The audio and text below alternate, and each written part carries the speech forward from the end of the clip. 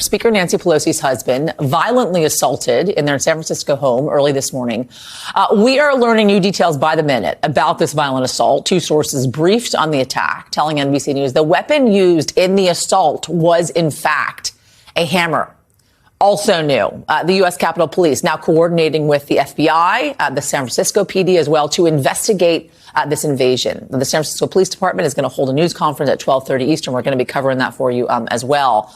Want to bring in now NBC News Capitol Hill correspondent Ryan Nobles, who's standing by for us. So as I said, Ryan, we're getting kind of more details on this by the minute here as we're learning what took place over the last couple of hours there in San Francisco with regards to Paul Pelosi and his situation. What more do you know?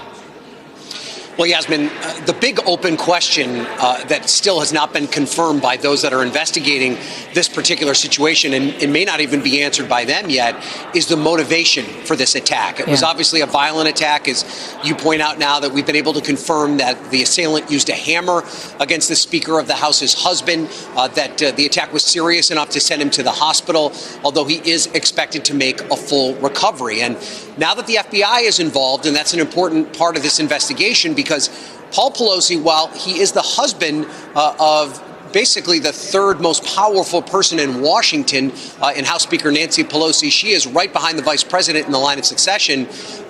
When the speaker is not with her husband, he is not extended round-the-clock Capitol Police protection. That is only reserved for the speaker herself. So the FBI now involved in this investigation, trying to figure out why exactly this happened with the San Francisco Police Department. And already there's been an outpouring of support for the speaker and her husband coming from right at the top. The president, Joe Biden, putting out a statement just a few minutes ago saying, quote, "The president is praying for Paul Pelosi and for Speaker Pelosi's whole family."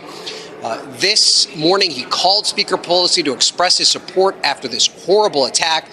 He is also very glad that a full recovery is expected. The president continues to condemn all violence and asks that the family's desire for privacy be respected. And it's important to point out, Yasmin, just how vulnerable members of Congress and their families have become. The Capitol Police put out some numbers over the summer that said that threats toward members of Congress and their families have jumped 144% during this current political environment.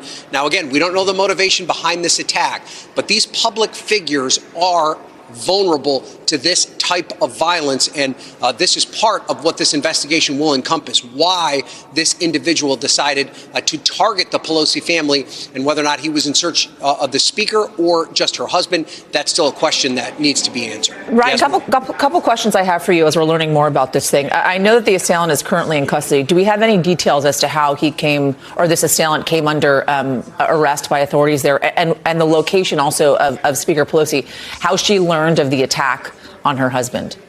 Yeah, so we don't know where Speaker Pelosi is at this current moment, but we do know that she was not in San Francisco at the time and that she was actually here in Washington, D.C.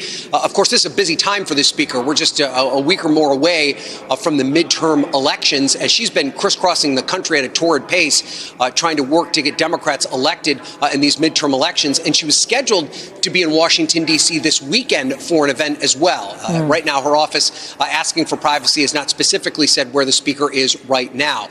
In terms of how this particular assailant got access to the Pelosi home, that remains an open question right now, and that is probably a big focal point of this investigation, because even though the Capitol Police would not have been there with round-the-clock protection of Paul Pelosi like they would have with the speaker, you would imagine that their home still has a number of security precautions in place to prevent something like this from happening. So that's one of the things that investigators are trying to get to the bottom of. Yeah, obviously this story changing by the minute, certainly a developing situation. Ryan Nobles, I know you're going to stay on this for us. Appreciate you. Thank you, Ryan.